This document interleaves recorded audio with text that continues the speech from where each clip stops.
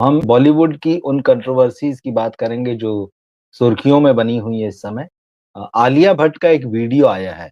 मिलान fashion week चल रहा है इटली में, वहाँ उसमें पार्टिसिपेट करने के लिए आलिया गई हैं और उनका एक वीडियो आया और उनके वीडियो में जो बात उन्होंने कही उसके बाद से सोशल मीडिया में जो नेटिज़न्स हैं वो भड़क गए हैं और आलिया के बारे में कह रहे हैं कि भाई उन्हें अपनी नाकामियाँ याद नहीं रहती हैं, उन्हें सिर्फ़ अपनी सफलताएँ याद रहती हैं। क्यों ऐसा कह रहे हैं इस पर बात करेंगे। दूसरा जो है रणबीर कपूर खुद एक कंट्रोवर्सी में फँस गए हैं। वो हाल ही में नज़र आए थे बेड्स ऑफ बॉलीवुड में, आर्यन खान की जो सीरीज़ है उसमें, तो क्या हो गया उसमें? तो पहला मामला जो है वो आलिया भट्ट का है। आलिया भट्ट मिलान गई हुई हैं, मिलान फैशन वीक 2025 चल रहा है और उसमें पार्टिसिपेट कर रही हैं, उनकी कुछ तस्वीरें वगैरह भी आई। वहाँ से फैशन वीक होता है तो अलग-अलग तरह की और इस तरह की ड्रेसेस जो आप आम ज़िंदगी और रोज़मर्रा नहीं इस्तेमाल करते हैं जिनका, ऐसी ड्रेसेस पहनते हैं। तो आलिया भी नज़र आईं, लेकिन उनका एक वीडियो आया और उस वीडियो में उन्होंने जो बात कही उसको लेकर लोग सोशल मीडिया में उन्हें काफ़ी खरी-खोटी सुना रहे हैं। आलिया ने इस वीडियो में वहाँ किसी रिपोर्टर से वो बात कर रही थी। उन्होंने अपनी आने वाली फ़िल्म अल्फ़ा के बारे में बात की। अल्फ़ा यशराज फ़िल्म्स की फ़िल्म है, स्पाई यूनिवर्स जैसा कि आप जानते हैं क्या है वो? तो स्पाई यूनिवर्स का सिनेमा है और स्पाई यूनिवर्स में पहली बार एक फ़िल्म आ रही है जो हीरोइन सेंट्रिक होगी। तो आलिया के साथ इसमें शर्वरी बाग भी हैं। तो आलिया भट्ट ने कहा कि भाई ये मेरी फ़िल्म 25 दिसंबर को आ रही है और बहुत ही नज़दीक समय आ गया है। मेरे लिए ये बहुत बड़ी बात है कि मैं इस तरह की एक्शन फ़िल्म पहली बार कर रही हूँ। अल्फ़ा मेरी जो है वो पहली एक्शन फ़िल्म होगी और मैं इंतज़ार कर रही हूँ कि लोग किस तरह का रिएक्शन देंगे मेरी इस पहली एक्शन फ़िल्म को देखने के बाद में। अब जैसे ही आलिया का ये वीडियो आया तो सोशल मीडिया में लोगों ने उन्हें याद दिलाना शुरू कर दिया कि भाई ये आपकी पहली फ़िल्म नहीं है, आप झूठ बोल रही हैं।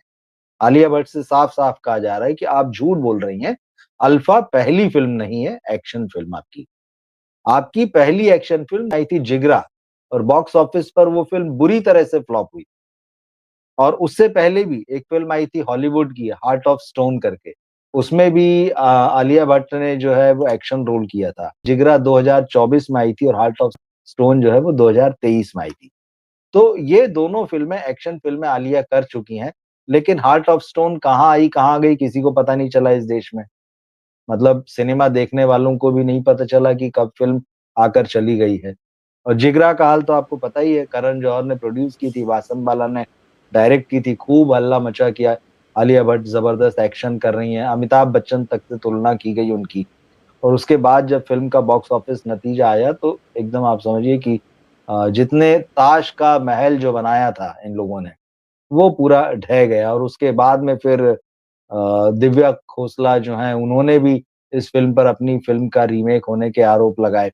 वो काफ़ी सारा और ये भी उन्होंने कहा कि भई आलिया भट्ट थिएटर में इस फ़िल्म के नंबर बढ़ा-चढ़ा कर बता रही हैं। खुद ही उन्होंने टिकट बुक किए हैं, कॉर्पोरेट बुकिंग है, ये सारी चीज़ें। तो ये बड़ा विवाद चला था। लेकिन इस विवाद के बाद में आलिया भट्ट और उनकी टीम जो है, लगातार इसे दबाने की कोशिश करते रहे कि लोगों की मेमोरी से ये फ़िल्म इरेज़ हो जाए। मगर ऐसा होता नहीं है। लोगों को खूब अच्छे से याद रहता है। तो कई लोगों ने कहा कि भाई आलिया भट्ट का ये जो तरीका है उनके लंबे करियर को आप देखें, तो वो अपनी फ्लॉप फ़िल्मों के बारे में कभी बात नहीं करती, बात करना तो बहुत दूर है। वो रिकॉग्नाइज़ तक नहीं करती हैं अपनी फ़िल्मों को।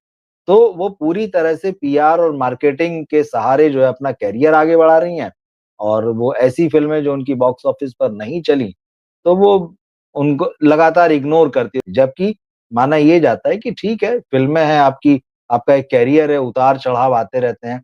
अच्छी फ़िल्में भी आती हैं, खराब फ़िल्में भी आती हैं। दर्शक किसी फ़िल्म को एक्सेप्ट करते हैं, किसी फ़िल्म को नहीं करते हैं।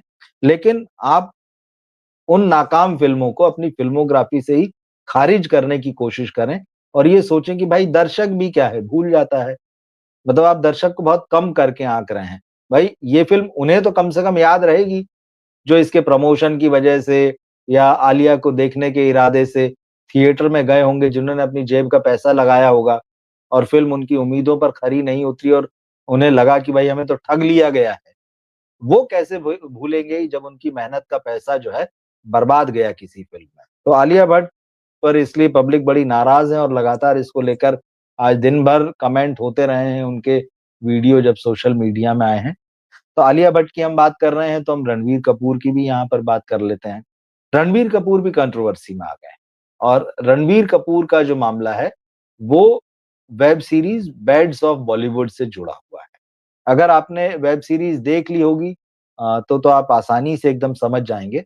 लेकिन अगर नहीं देखी होगी तो भी आपको मैं बता देता हूँ कि ये मामला क्या है। रणबीर कपूर का एक सीन है, इस वेब सीरीज़ के आखिरी 7वें एपिसोड में आता है और जहाँ पर वो इस वेब सीरीज़ में एक एक्ट्रेस हैं, अन्या सिंह, जो कि फ़िल्म के हीरो आसमान जो कि लक्ष्य ने ये रोल निभाया है, लक्ष्य लालवानी ने, उसकी मैनेजर के रोल में है। बड़ा मीठी रोल है, अच्छा रोल है और लंबे समय तक जो है वो शुरू से आखिर तक जो है इम्पोर्टेंट रोल में स्क्रीन पर नज़र आती हैं। तो अन्या सिंह को लास्ट में करण जौहर बुलाते हैं कि भाई चलो मैं तुम्हारे काम से बहुत खुश हूँ, जिस तरह से तुमने आसमान सिंह के करियर को बचाया है, उसको आगे बढ़ाया है। तो मैं चाहता हूँ कि तुमको एक बॉलीवुड का बड़ा स्टार एक क्लाइंट के रूप में दूँ। तुम उसकी मैनेजर बन जाओ और उस स्टार के रूप में एंट्री होती है रणबीर कपूर की। अब रणवीर आते हैं, वो अन्या सिंह से मिलते हैं और जब करण ये बात ऑफ़र करते हैं अन्या को, तो अन्या इनकार कर देती कि भाई नहीं, मेरे लिए दोस्त जो है बड़ा है, करियर अपनी जगह पर है, लेकिन जो आसमान है, लक्ष्य लालवानी, वो मेरा दोस्त है और मैं उसका काम देखती रहूँगी, उसका काम छोड़कर मैं रणबीर कपूर की मैनेजर नहीं बनूँगी। तो ये बात करण जौहर को भी शॉक लगता है इससे और रणबीर कपूर को भी लगता है और इसके बाद में इस सीन में दिखाया गया है कि जो ई-सिगरेट होती है, वैप जिसे कहते हैं शायद, तो वो ई-सिगरेट जो होती है वो अन्या जो है वो रणबीर को दे देती हैं। रणबीर उसमें से धुएँ के छल्ले भी बनाते हैं। तो अब इसके ऊपर एफआईआर हो गई है रणबीर कपूर के खिलाफ, नेटफ्लिक्स के खिलाफ और आर्यन के खिलाफ और ये नेशनल ह्यूमन राइट्स कमीशन मतलब वहाँ पर ये है, शिकायत है दरअसल एफआईआर जो है वो शिकायत है। तो the national human rights commission है, उन्होंने बाकायदा नोटिस जारी किया है इन लोगों को और उसकी वजह ये है कि ई-सिगरेट इंडिया में बैन है, 2019 से। ई-सिगरेट जब चलन में आई थी तो धीरे-धीरे इसकी लोकप्रियता इतनी बढ़ गई थी कि इसको स्कूल के बच्चों के बैग तक में ये मिलने लगी थी। और ये एक तरह की खतरनाक लत थी और इसको अच्छा नहीं माना जाता है क्योंकि ये टोबैको या जो स्मोकिंग जो सिगरेट स्मोकिंग होती है उसके विकल्प के रूप में लिया जाता है।